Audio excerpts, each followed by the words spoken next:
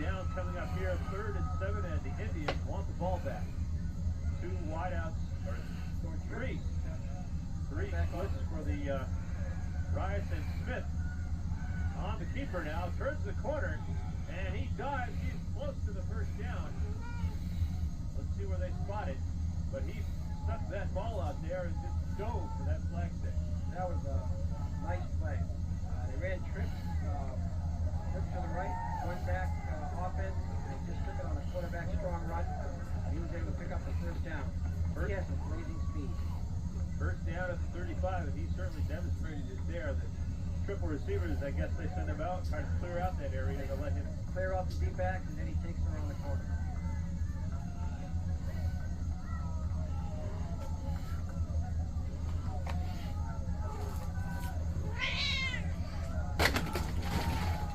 Yards rushing for Mark Smith.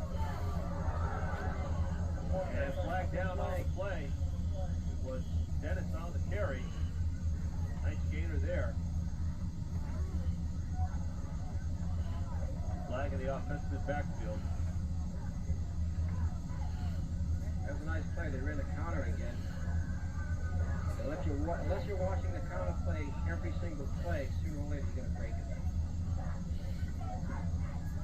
Motion on the offense.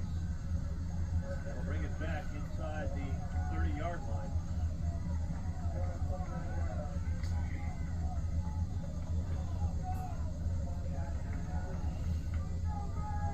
You look down on the sidelines for the Riots, that assistant coaching crew. That's a heck of a football team down there in and of itself. We'll get to that in a moment here. Strong right now. And pile up there.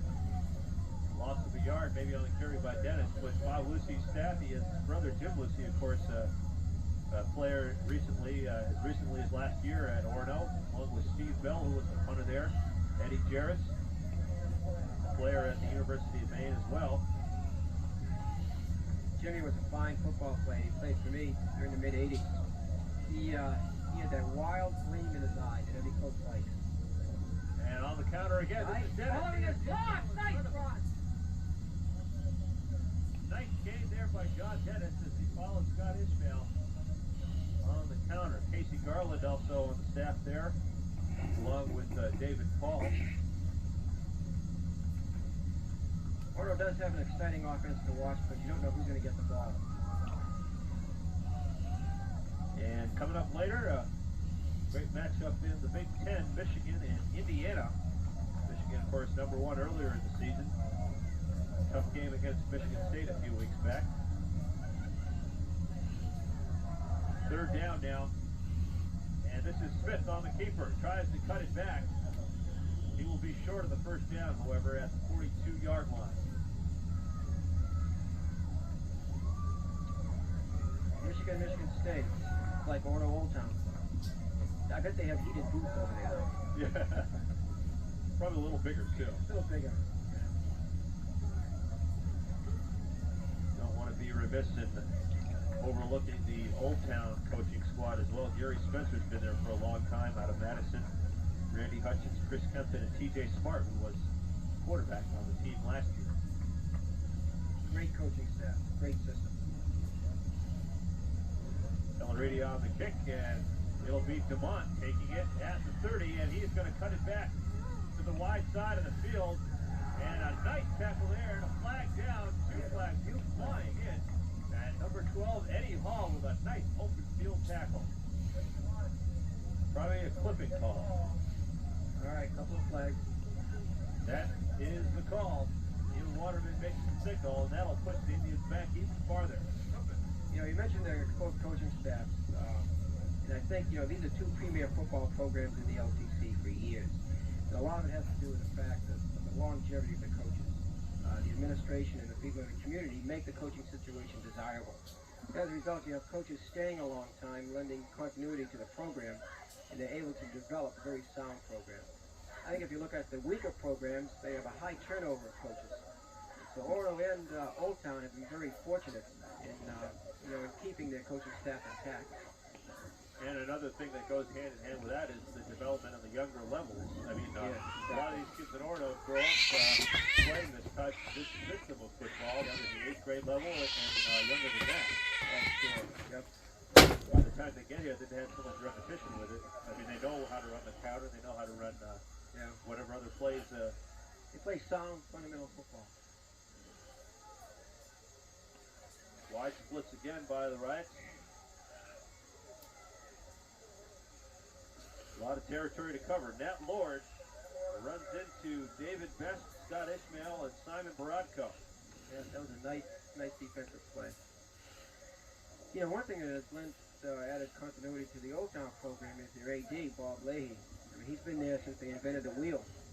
You know, and he has done a fine job over there with all the sports programs.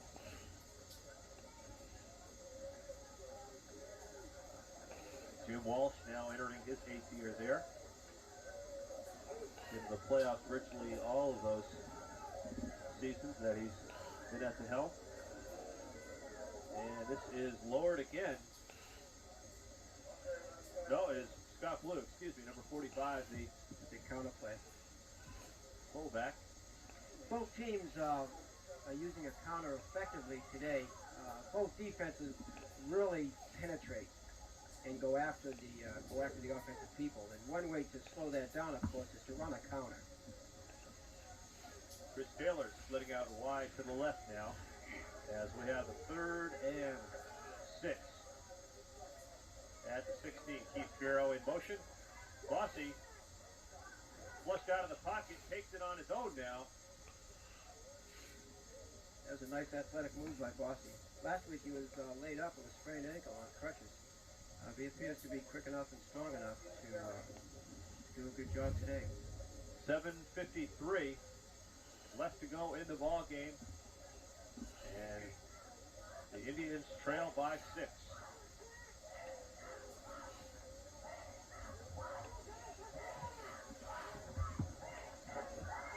Dumont back to punt. They going for a block? Could be. Snap is good. Here come the Riots. He gets the kick away, though. And it'll bounce away from Pelleriti. And it is down at the 44-yard line. This could be a key to the game, this offensive series. If Orono can maintain control, grind out the clock, and take it down inside the 20, it'll make it really difficult in the closing minutes of the game for Old Town to score. They'll have to travel the length of the field. Good field position for the Riots.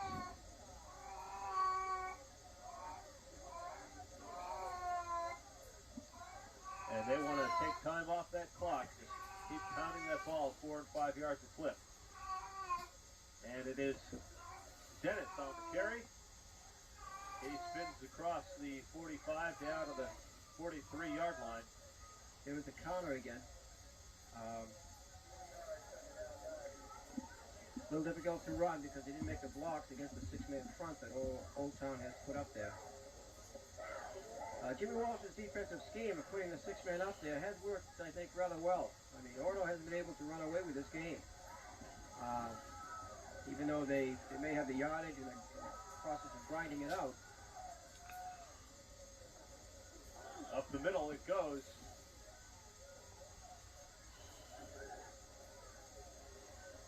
To John Dennis. I think Old Town is testing Orono young quarterback Smith. Every time he goes through this fake, Lord just crushes him. I think it's a hello, it's a wake-up call. Remember my number, it's 20. They've done a good job so far. Timeout called down on the field by the Riots. Let's take it with 6:18 left and a key 3rd down coming up. We'll be back to Orono right after this.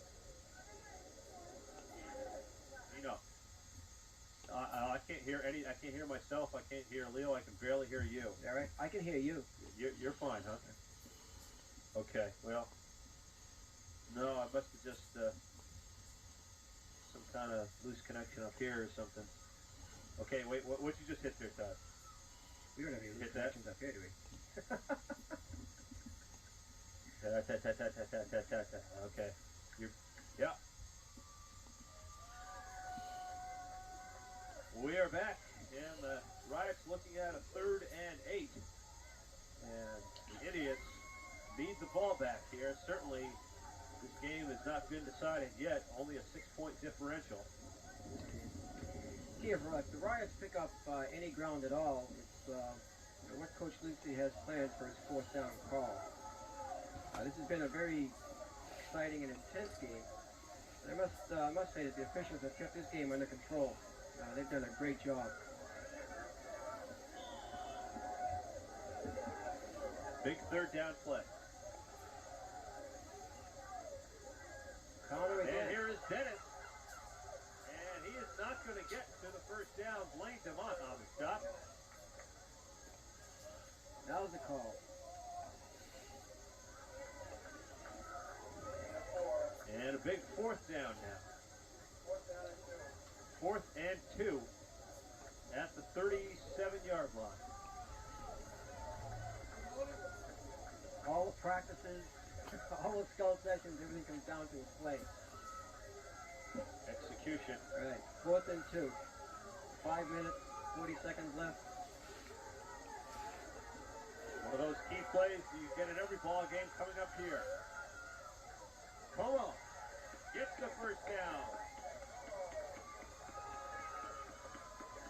Great dive ahead by the sophomore. Yeah, probably would have predicted that call. He's a blood and guts player. Nothing fancy, but just a hard-driving young fullback. And had a lot of room to run as that right side. Yes, he did. The offensive line did a nice job when they had to. Of course, that takes more time off the clock, and that's in Orono's favor. Boy, Old Town's uptight. What a pass will go now. And this is Como on the same play virtually. Getting another nice gainer. And we're coming up on 5 minutes to go in the ball game.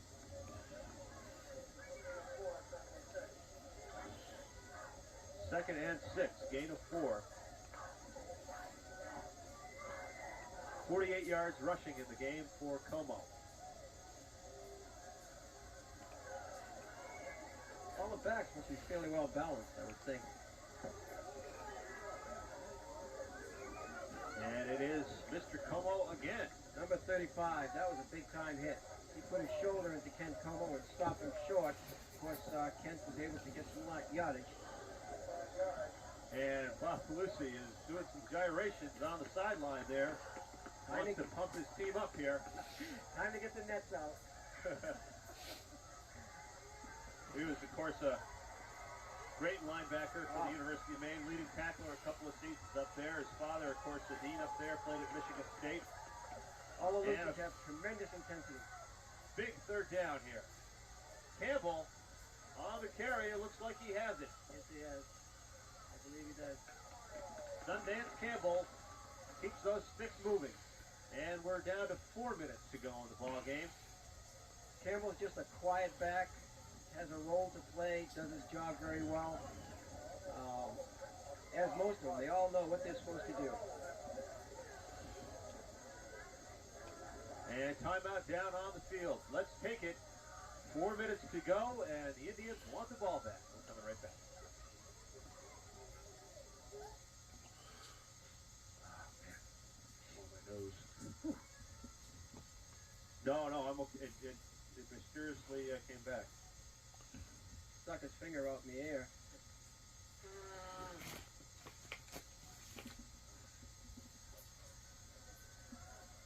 You and Neil going through the same thing.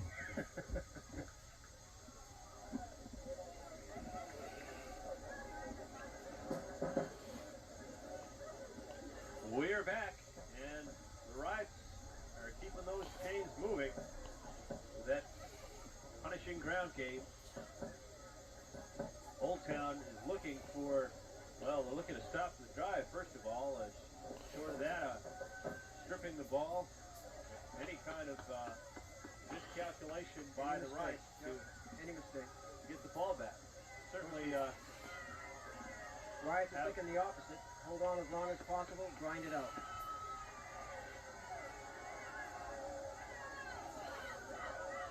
Kent Como on the carry. And he gets a tough 4 yards out of that rush there. Nice run. He has a nice spin. When he gets hit the first time, he just digs down and spins and usually picks up 2 or 3 more yards just by leaning forward and falling.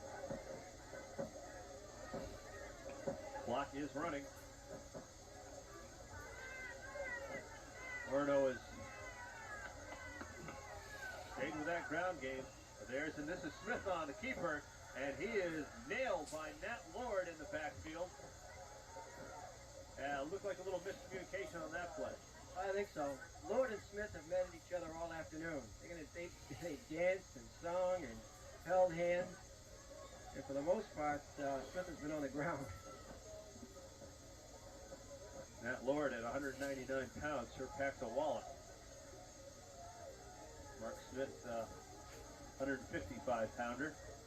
With blazing speed. Holding up well though. Yep. If he ever turns that corner, that's a quick 6. 3rd down and 10. And a quick pitch to John Dennis. Turns it upfield now. And down to the 16-yard line. But that will be 6 yards short. 2:31 and counting. And it is a 4th down coming up here. We'll see what Bob Lucy does.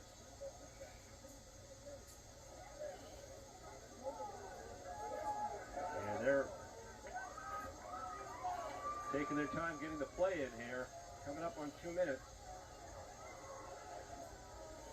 Trying to milk that clock. 4th down.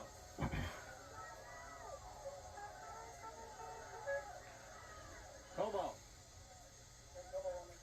He's going to be close. Yeah, maybe close, huh? Minute 54 to go. And the signal is that the Indians get the ball back. We have a minute 54. Minute 54, and I imagine most of their timeouts still left. And a player is down on the field. See if we can pick up who that is.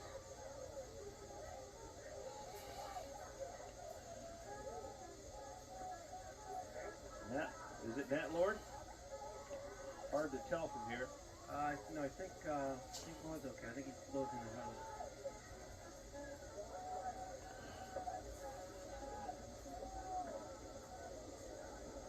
Although he does play that defensive end position. I was going to say that is his side of the field.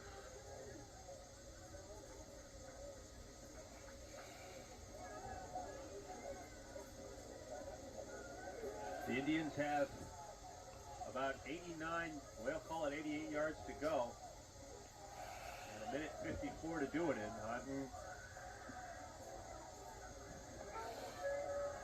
Certain we'll see the ball put up in the air a little bit. Yeah, I don't think so. Whoever it is still down. Has not really moved much.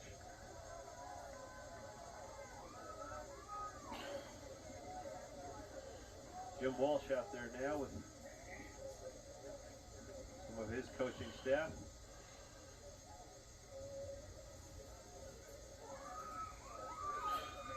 So far, this has been an excellent football game.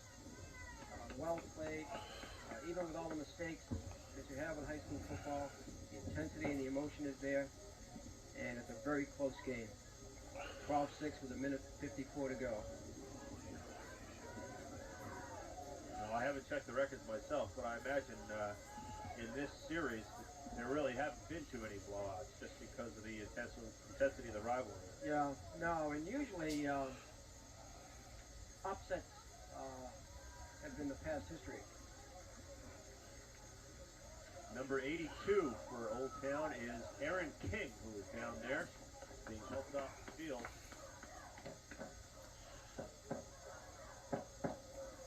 King seeing time at tight end and outside linebacker.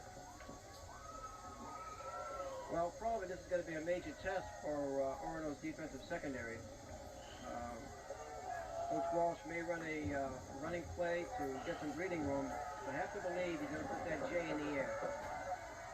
Dave Best and Chris Taylor are the ends. And right Walsh away looking to throw. That was a nice tap. I believe that was deflected. Is that Scott Ismail? Ismail on that side. That'll stop the clock, minute 50, and a 2nd and 10 coming up.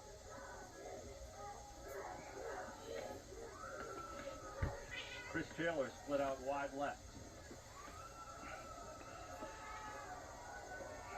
And play action fake. Bossy flushed out of the pocket now, and he's thrown down the sidelines, almost picked off by Pellerini. Looking for Toby Carr. There's a flag down. Looks like it's holding on Old Town. Perhaps. Nice job there to decline. The penalty is by Orono. That'll bring up a 3rd and 10, but a nice job of closing on the ball there by Pellerini. Is that speed in the family, or? Oh yeah, that's blazing speed is in the family. It's been there for generations. Got that from Bob's side, right? Oh no, it goes all the way back to Italy. Very, very fast. He just has to grow a beard though. Okay, big 3rd down play coming up here. Again, this is a battle for the regular season championship in the LTC and home field advantage throughout the playoffs. Bureau in motion. Bossy looking to throw and was looking in the flat, but there was no one there to throw to. Bossy under pressure. Great defense. Andy Gagliardi. Great pass rush.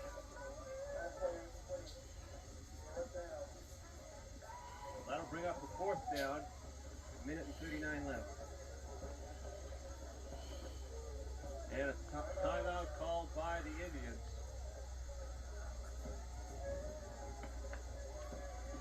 This is exciting. You know, a game like this, if it does end with the score being 12-6, both teams know that they can play with one another. Orono is not going to dominate. Old Town certainly can play with Orono, do well offensively and do well defensively. If they do meet in a couple of weeks, it sets up a great cross-town matchup again for all the marbles. So this goes a long way towards setting the playoff field as well, as it'll be, assuming this score holds, of course. Orono 1, Old Town 2, Mattanock 3, and it looks like right now FDI will be 4th. Of course, the Hamden Academy, Foxcroft Academy game later on today will have some bearing there. That's a great field right there. For the top teams, they're all strong. They played each other well all year. Should be a great 2 weeks of LTC football. Stearns has an outside shot, apparently. Now we're not sure who has to win that Hampton Foxcroft game in order for Stearns to get in. Yeah. Stearns is always dangerous. I mean, Art Greenlaw is one of the finest coaches probably in the state. And he just can do so much for the team that you never can rule Stearns out. Stearns losing to Mattanock last night, 27-0 was the final up there. And that assured the Lynx of the spot. 4th down now. And here is Bossy under pressure. And he has got Carr for the 1st down, it looks like. It will be close. It looks like it is. 1st down on great call, down play. Great pressure play by both the receiver and the quarterback. Minute 29 and counting. Ball at the 25-yard line, 1st and 10. Those are the kind of plays that good teams have to make down the stretch. Bossy throwing to Taylor, who gets out of bounds after a gain of 5, stopping the clock. An important factor now with a minute 15 to go. That gives the Indians a little time to set this next play.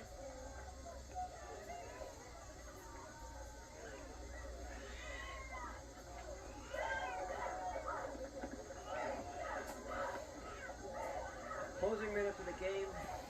The game's on the line. These are usually when your best players come to play.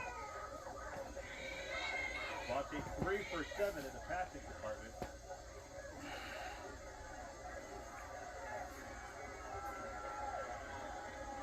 And they'll move the ball to midfield now. Bureau going in motion. Bossy drops back, fakes once, and now he's looking deep. And it's picked off by Pellerini. He runs it back up the sideline and out of bounds. Fossey looking for Chris Taylor, and Taylor looked like he was going to break out. Fossey thought he was going to keep on going down the field. What that guy? Nice job. Nice defensive play. Waited to the last minute, was able to go up high enough to get the ball. That is Pellerini's third interception of the season. And that will do it. Barring a fumble, or a mistake, Orono should be able to run down the clock.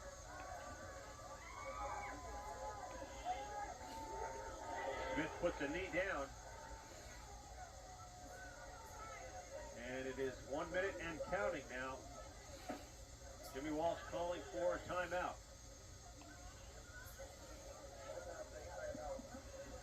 And he'll come out to talk to the troops. It looks like Old Town has at most after this one timeout left. We're not sure of the count.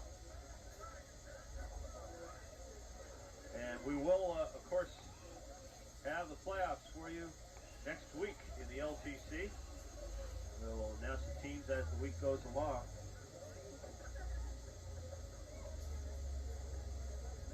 And later on, as you see there, Michigan and Indiana. ABC college football coming up later on in the afternoon. Great time of year. Oh, Getting down to some big games. great football. Great football. On all the levels, really. Yep. Listen, if you keep doing this, they're going to get you a bus like Madden. Just travel around. One of those Greyhound buses. Oh, I don't mind flying. Oh, you don't? I'll take a plane.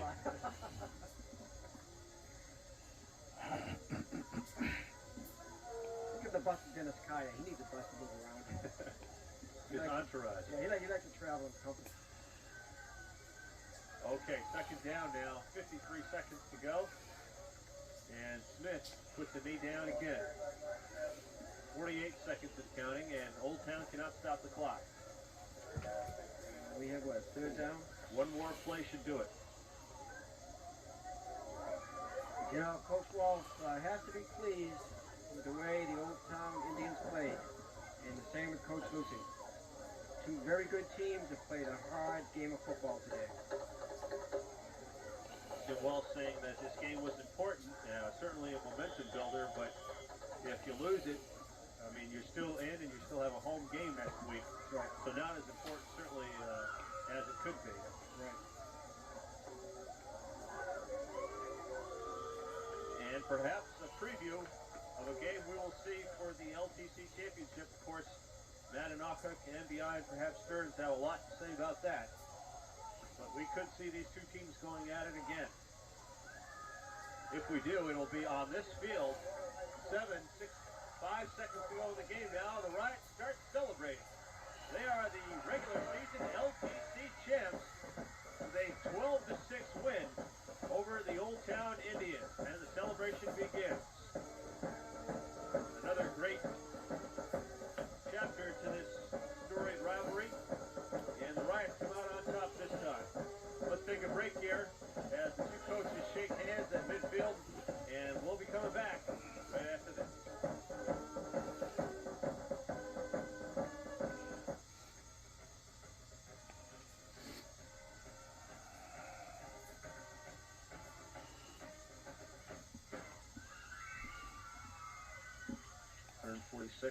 Okay. 58 for. Can I keep this for a second? How many did Lord have for 41? He was their top guy, huh? Okay. So he didn't make 1,000? Okay. So he's got what, 25 to go. There he go. Okay.